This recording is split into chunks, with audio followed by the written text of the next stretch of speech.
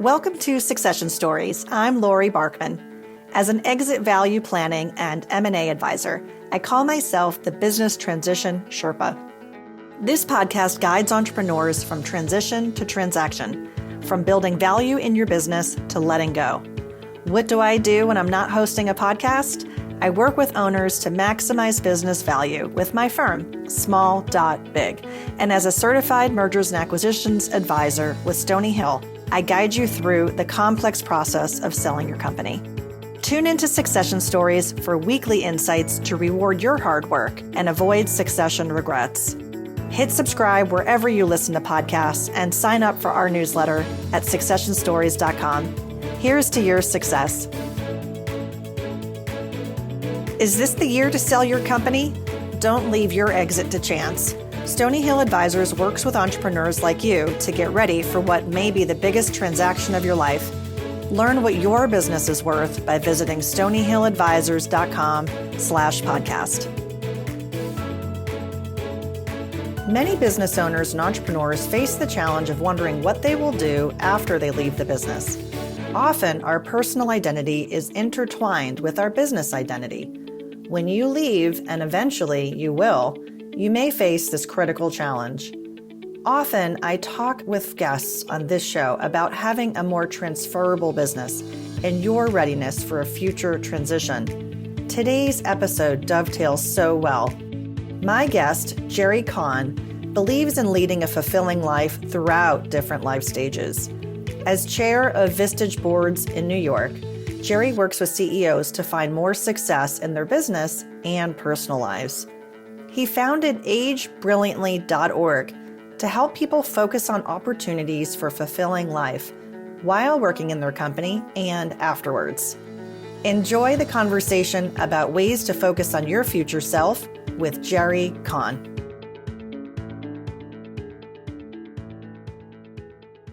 Jerry, welcome to Succession Stories. We met recently. You invited me to come talk to the Vistage group, and it was such an honor. I had such a fun time. The workshop, I think, from a topic standpoint, was timely and timeless. And the topic is really preparing for this biggest transition of your life if you're a business owner. And let's face it, all of us are facing that transition at some point. So I wanted to thank you for bringing me in to talk to your group. And I wanted to welcome you today to Succession Stories. Great to have you. Thank you. Great being here. Great following it up. I don't usually get that opportunity. Yeah, the timing was perfect. I think when we talked at the workshop, you mentioned Stephen Covey. How do we begin with the end in mind? How do we make decisions that are at the end of the goal?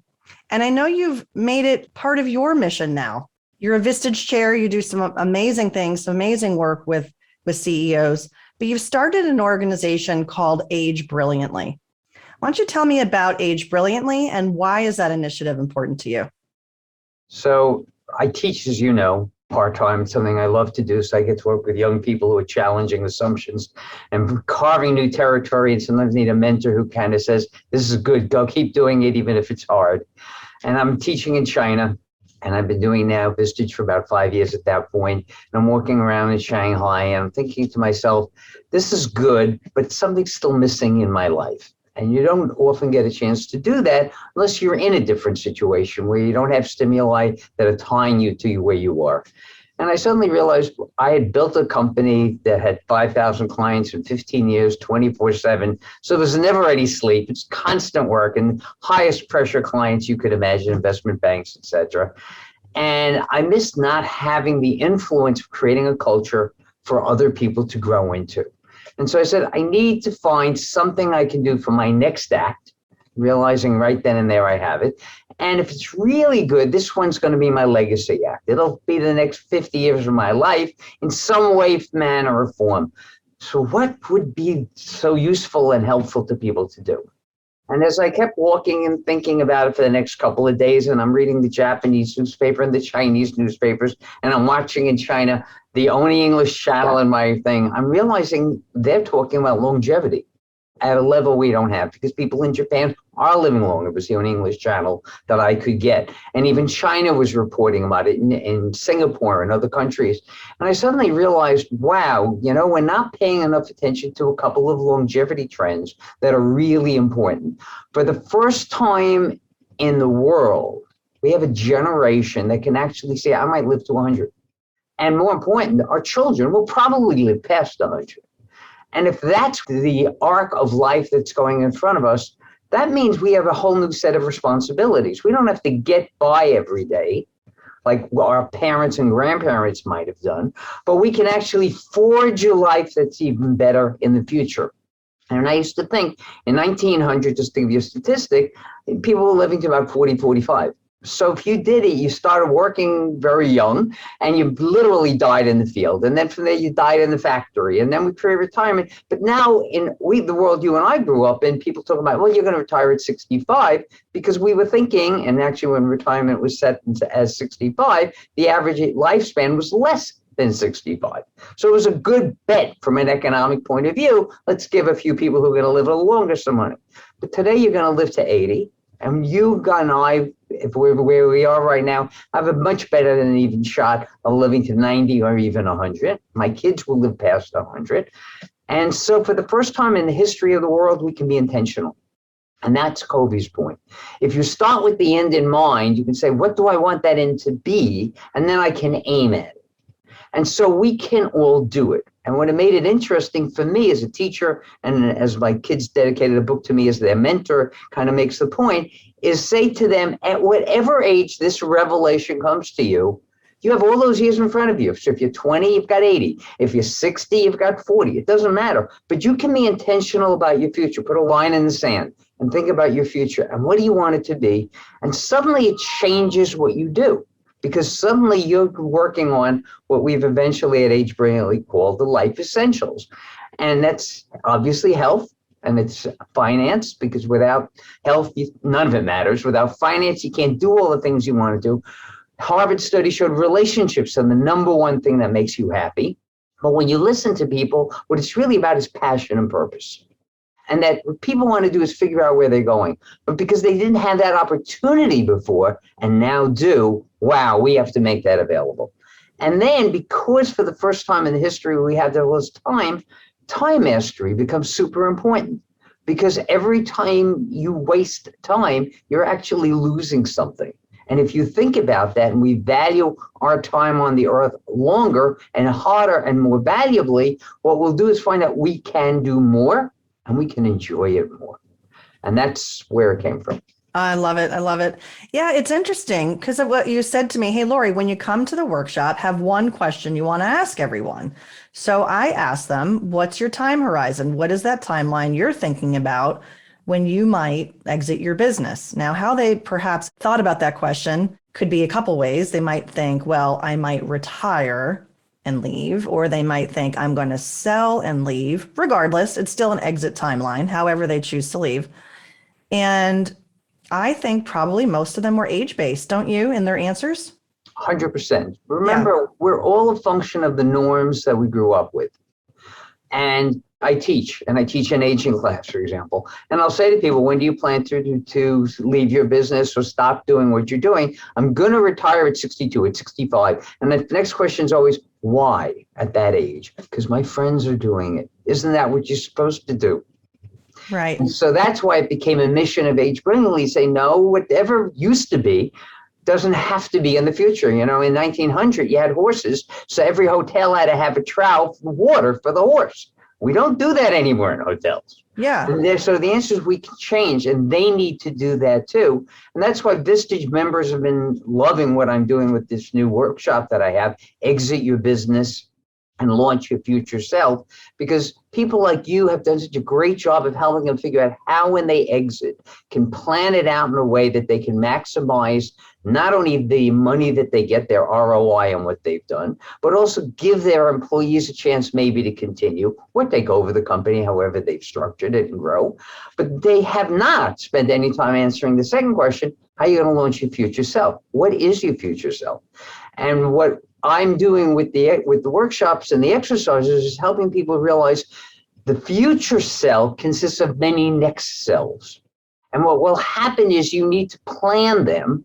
But unlike the financial community, which thinks each one is separate and it doesn't matter. So there's actually an investment bank that told people, when you retire, you should retire at 65 and take a year off. And then if you're bored and you want to go back to work, you can do it.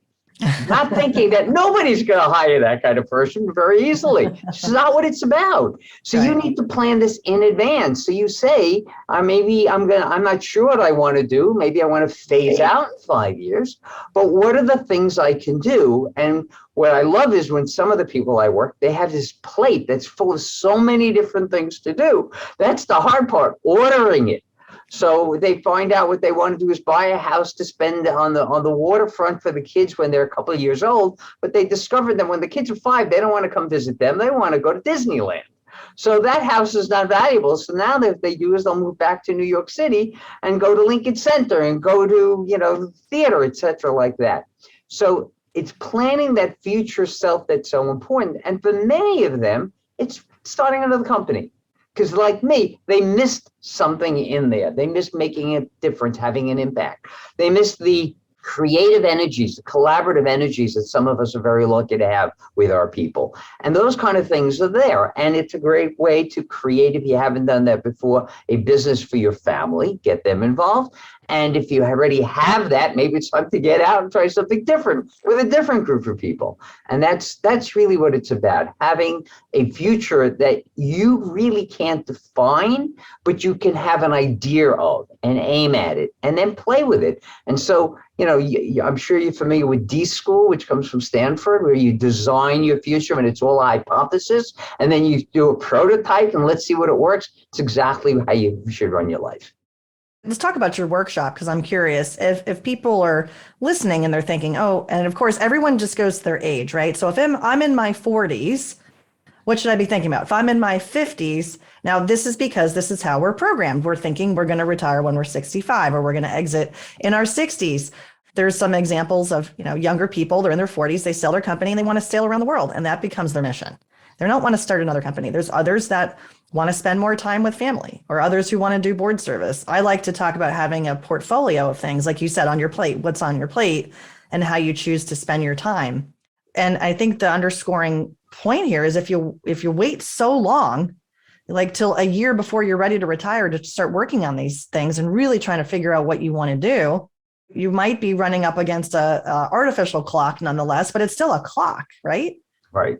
It's actually, that's really the danger that we have to work for. So when we first started, Age Brilliantly had a different name, and the name included the word retirement. And we realized that's only appealing to one group of people. And at the end of, if you think of history now as being thousands and thousands of years, the real impact of what we're doing is my kids and my grandkids and their generations that follow. And so we tried very early on, we realized what we have to do is not be old, because that's what we think of age, but rather understand aging is a developmental process. And the minute you're on your own, we call you an adult. Somebody would say around 20. And at that point, anytime on, you can start this process of saying, what might I want to do? And when would I want to do it? And not lock yourself in. Stay flexible enough to keep changing, because the world is going to change. Imagine that it's 1900 and the internet comes out and you thought the world was going to end at 65 when you just sold your business in 2000. You'd have missed out on the entire world that came back. And when it came back to show you that you could do things you never thought were possible. Imagine being able to communicate with anybody around the world instantly and not having to spend thousands of dollars on a phone bill, for example. The world changed. It's great. So I think, whether you're 40 or 50 or 60 or 70 or 80 or 20, it doesn't matter. The real question is, do a rough draft of where you think you'd like to go. And then you have it in mind, and then you can change it at any point. And that's really what's really valuable. So when people say to me, for example, there's a whole movement of people who talk about being a modern elder and being wise. Well, why put a number on that? Many years ago, I ran into someone at 30 who sold a company for several $1 million. And we were asking him, what are you going to do now? He says, well, I can literally retire because I never have to worry about money anymore. But you know what I think I want to do? I want to work with other young entrepreneurs and teach them what I learned. Well, he's doing that at 30. He's not waiting till he's 55, 65 to do it. And that's what he should do. And think about if you want to do philanthropy. Okay. What most of us do, think of this, the program that Gates set up and Warren Buffett have done, where they sign, when we die, we leave most of the money to the foundation, which is going to give it away. Wouldn't it be nicer to start donating the time and money while you're alive and making sure it ends up where you want it to be, helping the people you want in a way that's there? And that becomes also an entrepreneurial opportunity. Suddenly you can discover new ways to help people that don't work. Mark Zuckerberg, when he first created his program, he gave $100 million to a city in New Jersey to help them out. At the end, he came back and said, we had almost no impact. Wow, that's a lot of money not to have an impact, right? But maybe if he'd have been doing more on that and less on Facebook at the time, it might have made a difference. Yeah, it might So have. we have lived in a world of silos. You and I see that in businesses, and compartmentalizing ourselves.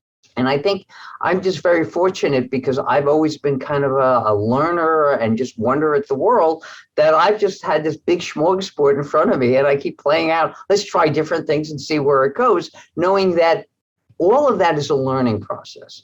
And what we learn, we may not realize the value of it till much later on, but it all makes us better in that journey down the road. And so Absolutely. it's a 100-year journey, and let's just do as many things as we can. And go back to one last thing. The big issue, and you know this, there's 7 million people who have businesses over the age of 60 that probably should leave. Because the answer is, if they leave, they can do any of these things we're talking about. But they're comfortable. They have position. They have identity. And so they stay there because they're not thinking, what could my future self be doing? What kind of contribution? I mean, whatever your politics are, doesn't matter. Think of Jimmy Carter. He did not score as one of the great presidents in the 4 years he was president. But since then, he's done Habitats for Humanity. He's still teaching in his 90s in Sunday school. He's made all kinds of differences. And so it's possible to keep creating new worlds for yourself and for the world that we live in, that's going to make everything better for everybody. And that's the goal. Who is your most important customer? The person who buys your business. Stony Hill Advisors works with owners to maximize the value when you're ready to sell.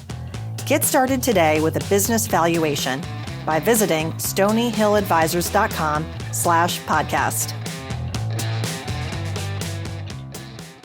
You talk with a lot of CEOs. You're a Vistage chair, you do presentations, you talk to a lot of people. What do you think is some of the reasons? What's some of the blockers? Is it time? Is it just a mindset that they're not thinking about exit planning? They can't think about other things in their life. They just can't make room for it. What are some of those really, truly things holding them back? It's purely a mindset. And part of it is because, as you said before, we're born and we create our mindsets when we're young, and we just continue them. And unless something shocks us to think about it differently, we don't get it. In fact, I've just worked on a model, and you'll appreciate this. You know, even if you're an 80-year life, it doesn't matter what your own life is. The reality of it is we live at any given moment in a 200-year lifespan. Because the world we're born into was a world really formed by our grandparents' generation, modified by our parents somewhat, and then as we get older, we modify their world. And then as we get older, we teach our kids, who start modifying that world, and eventually comes out to the world of our grandchildren, which, God willing, if we live long enough, we're there to see. So we've got 5 generations of lives that's affecting it. And so unless we think about the end, we're only thinking about the past, because it's how we were raised. And I so wonder if there's a dynamic where family businesses encounter some of these issues more than, call it, the founder-led organization. Because 100%. The family-led company, they might have a path that has been, their choice, but largely developed because of the family legacy and tradition. And they go into the business because, right, they want to continue to grow the company and be part of it. And they can't imagine not being part of it. There's just something. It's expected. Again, the norm starts when you're young. Yeah. I'm in grandpa's business, and when you get old enough, you'll come in. And remember, the formative years of being a young person or a teenager, you're helping out in there, and you realize, wow, everyone respects my father and my grandfather. I want to have that same kind of thing. And you go in there. when none of them are asking the question. And I have one right now that's a third generation. I have one that's got 4 generations going through it, is that the world changes and the business has to change. And just trying to reinvent the same wheel to sell the same things. For example, if you sell retail, okay, you always had somebody in some country producing the scarf and then having it shipped here somehow, and then you sold it to whatever the store is going to be, whether it's a discounter or a store. The problem is Amazon changes all of that. Technology changes. You don't have to go to a store anymore. So those margins change. It becomes a completely different thing. And that person who's now running it, who never learned how to market on the internet, doesn't have any understanding. So the good news is can train the kid to do that. But the kids now, the whole world is, how do I take selling to retail and put it on e-commerce? And how do I do that, rather than saying, well, wait a minute, if I'm on e-commerce, I could also do all kinds of things like crowdfunding. I could be able to explore different diseases. Think of COVID, how the internet helped us get all that information together quickly and passed it on. All those other things aren't there. And so I think the real thing that all of us especially in a family situation of a business, need to pass on to our children is the number one value is lifelong learning. You want to learn every day. Every day you get up and say, what am I going to learn today? And every night you go to sleep and say, what did I learn? And the second part of that is to understand it's not about what I'm doing. It's things outside my world I have to also talk about. And I have to be, and that's in worldly, understanding it, seeing it, trying to understand. What is it going to be like if we really do have electronic vehicles and we have the ability to fly them? Okay, that's not unreal, right? We're there with Tesla already, and part of it, we do now have the beginning of flight. What does that mean? How would that change our world? Our world's changed because we didn't need to live in, again, go back 100 years. You mostly spent your time with the people who are your neighbors in your city, because geography was a difficult place for transportation. But the alternative now is you can travel any place at any time, like you and I are doing. We're in 2 different cities, okay? So the world's changing, and we need to expose that. So for succession, you need to be honest and say, if you'd like to come into this business, that's fine, if I can afford it and it makes sense, but you don't have to. And so one example is in the one that I have, it's the 4th generation. The 4th generation has been basically told, you don't have to come into this business at all. Because you know what? We don't know if it's even going to be around anymore. Which created an entirely new set of structures. If we go into 4 different businesses, we don't have one pie to split. So if I'm a harder worker and I'm making more there, do I really just split my 1/4 with everybody else or not? These are the kind of decisions that have to be made. So it's a whole new level of decisions. Now, if you're not willing to face that's the reality, then what you do, just say, well, stay in the business and just leave it going. And that's where you find out so often 3rd generations destroy companies and 4th don't even get a shot at it. Right. That's a terrible thing, because it doesn't have to be that way. Right. And so when I had, as a Vistage chair, when this company came and they started having this, I said, how have you decided to allocate resources and time and energy to it? And they said, we don't know. I said, what would you like? And their idea was, could we create a collaborative where everybody collaborates and helps one another, still in siblings, etc. And that's how we built it for them. And they have that. And I think it's an apparel company to retail. I think one person's left in that. The rest of them are all doing something different. And so, because of the different businesses, they all support each other. So it's like a stool, lots of different legs supporting the Parthenon at the end of the day. So I want to go back to why this topic is important. Why did I invite you to the show? Why are we talking about it, and tie it into transition planning? And what we see in terms of some data and some numbers is it's all about mindset and preparation and readiness. The more ready an organization is, the more ready an owner is personally, financially, and they have a more positive attitude. They have some pull factors as opposed to push factors, pushing you out versus pulling you towards your next thing. Those people are not only more successful in building that business for readiness to be transitioned over time, whenever that time is right, in the fashion that's right for them, but they're also more successful emotionally. And I think that that's the big why. And we have some data to back that up. But again, in terms of our conversation today, Jerry, I want to tie to the audience. If someone's a business owner and they're listening and they're thinking, okay, wherever I am in my journey, and that could be how, if they think about it as age based, if they think about it in life stage, how would you answer this question? What advice do you have for someone listening if they're thinking about how do they start to think about leading a more fulfilling life through their entrepreneurial journey, not waiting to the end? What are 2 or 3 things that you want to share with them? Okay, so first, just the answer, whether it's age or stage, let's get that really clear. We call the company age brilliantly because we want it to be stage related. It's not about calendars, okay? There are people at 90 who are young, and there are people at 50 who are okay, and there are people at 20 who are old. Okay, it's not about the age, it's where they come for stage. And the best way to understand it for a person who's leading a company is to go back and forward. And that's what we do with the transition. You got to go back a little about your values and what you've done, and then understand how that literally catapults you to the future. So let me give you a simple example. If you think of the evolution of companies, okay, in the very beginning, there's only a few people, and they do everything, right? And the company can only grow when we realize you're really good at marketing, and I'm really good at operations, and he's really good at negotiation and selling. And so we play a different role and we do that, okay? We grow to that. Okay, but to assume we want to do that for the rest of our lives is ridiculous, because that's what growth is all about. Everything says we change. Why wouldn't we change that? So the first premise of any successful leader is to say things will change, and I need to be changing while I'm doing that. So I happen to have, and I'm going to share this because it's just such a great thing. Yesterday, it was Sunday, as you know, and I took the extra time to work with one of my CEOs to go through this.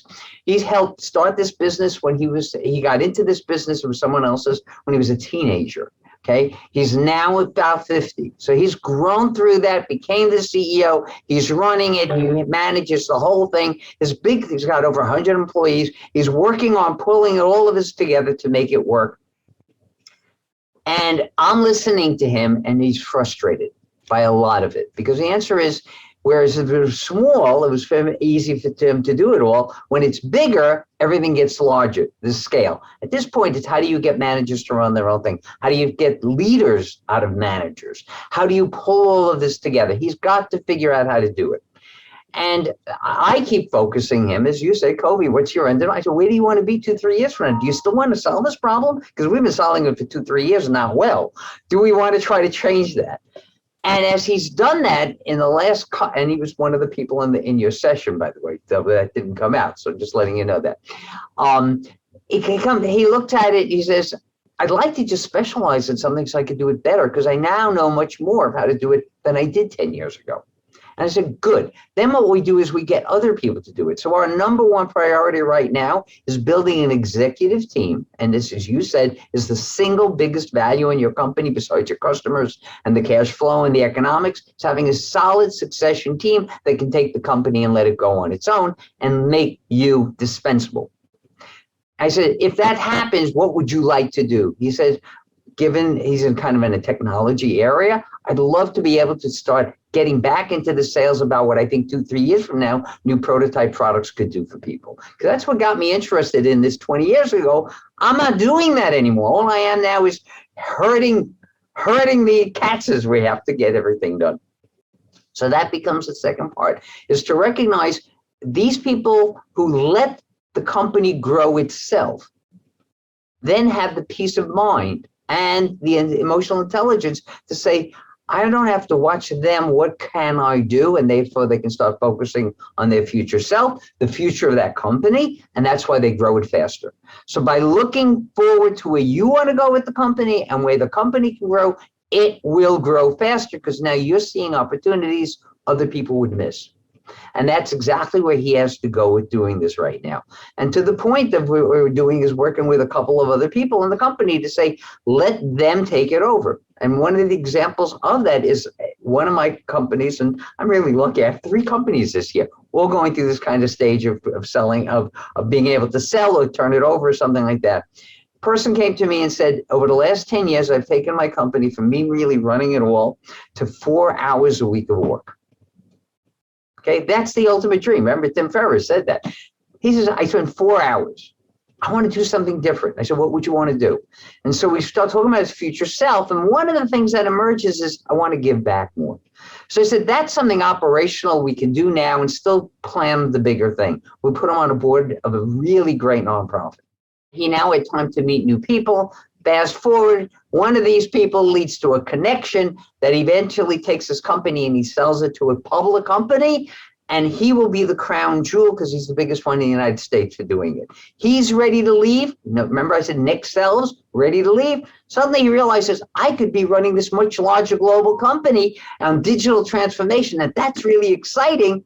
Bingo, he now finds his new hope and dream. And I think that's what it's really all about. Every time, this is a company I know, the owner was 86. He comes in to read his newspaper for an hour and a half. Then he does a little bit work for the company. He then leaves, and the papers that he does is an Excel spreadsheet, gives it to his son, and he goes, here it is. And he goes, great. And then he takes it, throws it in the garbage. He did it in front of me. I said, why do you do that? He said, because we have it all on the computer. But it makes him happy. The point is, that's not what we should be doing. We should be saying, go travel, go teach, go do something more valuable with your life. And that's the value of meeting someone like you who gets them early enough to lay out the plan. I'm not saying they have to sell at 27, but let them have a system to do it. So if they want to, they can do it. There's a gentleman, there's another speaker who, when he presented to the group, he said, I'm in the exit business. My job is to get the company to a point where it can exit, and I can exit anytime I want to. And we all laugh, but then I thought that's really a great perception, because if he does that planning early, he has freedom. And he has done incredible things as I think about it. It makes that whole point. So the peace of mind of the pull to what you would like to be doing in your life is what it's about. It's not about how do I take all the money and maximize it to push me out, because then it's going to leave you at the end of a cliff and you'll jump off and I'm not sure where you're going to end up. It's the pull of all the other wonders that are in front of you. And so when I heard that number many years ago, about 7 million people, business owners who probably should be selling, that's what got me started with the workshop. These 7 million people, a lot of people I could help. Yeah, absolutely. I really like those stories, Jerry. That was really helpful to hear those stories. I know you have a million favorite quotes, but is there one that really stands out to you and pertains to our conversation today? Well, one of my favorite quotes when I started actually as a teenager. So Coleridge wrote a story, and he has a word in there that I'm going to change because that's how I remember the quote. And it's life without hope draws nectar in a sieve, and hope without an object cannot live. And he was talking about work, not life. But the point is, to me, it's all about life, and that's what's led to Age Brilliantly. And it's the same thing with your company. If you have hope of how you're going to help the world, help your employees, help yourself, and where you're going to go with it, you're taking all that nectar and you're enjoying it.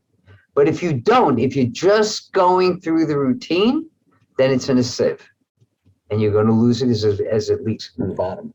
And so it's one of the reasons with the great, it comes to me all the time now because of the Great Resignation. I think the Great Resignation is really the Great Elevation, because it's saying to people, don't do things you don't want to do, you shouldn't be doing, because they're not making you grow as a human being. So if doing too much commuting for a meeting that you could do over Zoom is what you're doing, and you're not spending time with your kids as a result, go find another job. Go find another way to do it. Change your career. Whether it's purpose or passion, it should be determining where you go. And I'll end with a story about a guy who in his 89, when he was a kid, he wanted to be a physicist. His parents told him, no. If you want to be something and go to school, be a doctor. So he becomes an MD. Spends his entire life as an MD, goes through all the stuff, he finally retires. And at 80, he says, I still want to be a physicist. And he just got his PhD. Wow. So there's no limits. That's the lesson I really want to leave with people. Yeah, a company is a vehicle to make a difference financially, in passion and purpose, helping people, lots of good things. But there's many of the ways you can do it too. It's like a garden. Go find another flower. I love it. Jerry, thank you so much. If people want to learn more, If people want to follow up with you, what's a great way to get in touch? Well, from an Age Brilliantly point of view, it's real easy. Age Brilliantly is a .org, so it's agebrilliantly.org. And I highly recommend for yourselves and for your kids, join it. We call it a movement because it's really just getting rid of all those norms that restrict us and freeing us up. And that's it. And it's Cahn, Cahn, at agebrilliantly.org. Or you can reach me through Vistage, which is jerry.cahn at vistagechair.com. And we'll put all of those in the show notes as well. Jerry, thanks again. Great to have you here for a really inspiring talk. Thanks so much. Thank you. It's my pleasure. Take care. Have a great day. My objective is for you to have a lucrative and successful succession. If you want to understand the value of your company today, that's a great place to start. The sooner you understand what creates value and what detracts from it, the more time you'll have to close the gap if there is one. Hundreds of business owners have taken my complimentary business assessment. As a first step, schedule a call with me by visiting meetlaurie.barkman.com. That's meetlaurie.barkman.com.